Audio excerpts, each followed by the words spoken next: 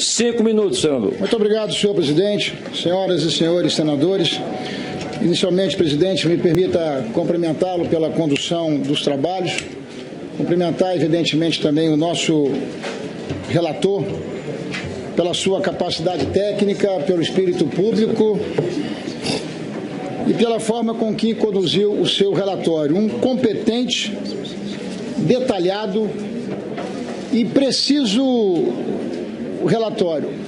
Um relatório que não fala, um relatório que grita, que berra, que materializa todos os fatos que estão relacionados com os crimes cometidos pela presidente afastada, que, se Deus quiser, em poucos dias entrará já para a história como uma ex-presidente.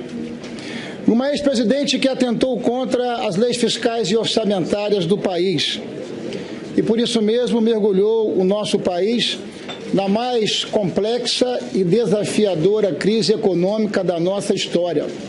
Uma crise econômica, senhor presidente, senhoras e senhores senadores, de elevado impacto social.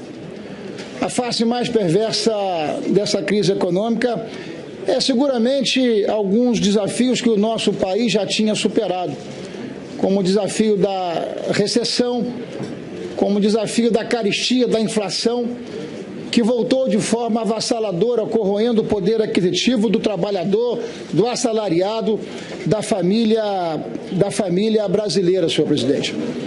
Essa crise, ela produziu mais de 12 milhões de desempregados em nosso Brasil. São pais, são mães, são jovens, são pessoas que têm carteira de trabalho, mas que não têm o que fazer com a sua carteira de trabalho.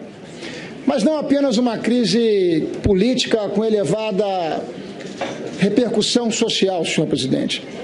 Também uma crise política e também, sobretudo, uma crise moral, uma crise ética que abateu a autoestima, que abateu a moral do povo brasileiro. Não atentou apenas, como determina o artigo 85 da Constituição Federal, contra as leis fiscais e orçamentárias. Atentou também contra a probidade administrativa, se valendo do dolo, da farsa, da fraude para governar, mentiu de forma descarada ao povo brasileiro, permitiu que estatais, bancos públicos, fundos de pensão fossem arrombados para financiar um projeto de poder translocado a todo e qualquer custo, onde o interesse da sociedade brasileira foi tratado de forma acessória. Permitiu que, na prática, uma quadrilha, senhor presidente, se apropriasse do maior símbolo nacional, que é a nossa Petrobras. O resultado, senhor presidente, a consequência disso tudo é, de fato, o afastamento definitivo da presidente da República. E aí, diante de nós, dois caminhos, senhor presidente, duas escolhas. E para cada escolha que fazemos na vida há uma consequência. Em primeiro plano, a perspectiva e a possibilidade de nós virarmos essa página, de nós darmos uma oportunidade ao país para que, com muito trabalho duro, senhor presidente, porque não está sendo fácil e não será fácil reconstruir tudo aquilo que nós temos de um perverso e uma herança maldita deixada pela presidente Dilma e pelos seus aliados. Vai dar muito trabalho reorganizar o nosso país. Mas eu acho que nós precisamos apostar nessa perspectiva e nessa possibilidade. De outro lado, senhor presidente, a volta ao passado, a manutenção daquilo que há de mais primitivo, sobretudo no patrimonialismo, na apropriação do Estado brasileiro, como se o Estado brasileiro fosse um quintal, fosse um anexo, fosse um puxadinho dos interesses desse governo que já vai passando para a história como um governo que legou não apenas a nós, não apenas ao presente, mas às futuras gerações, aquilo que nós não podemos permitir e admitir.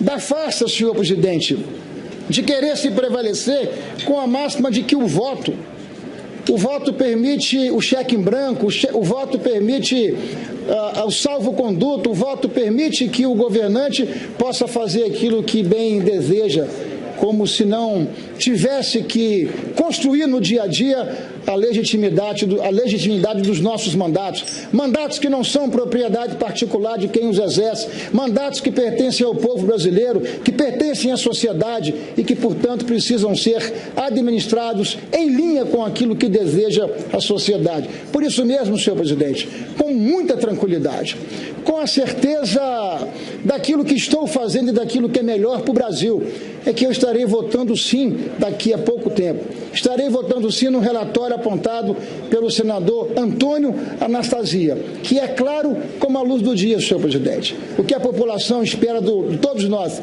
é que nós possamos dar uma chance ao Brasil, que nós possamos virar essa página e que nós possamos afastar por definitivo essa presidente que seguramente não honrou o voto dado pelo povo brasileiro. Muito obrigado.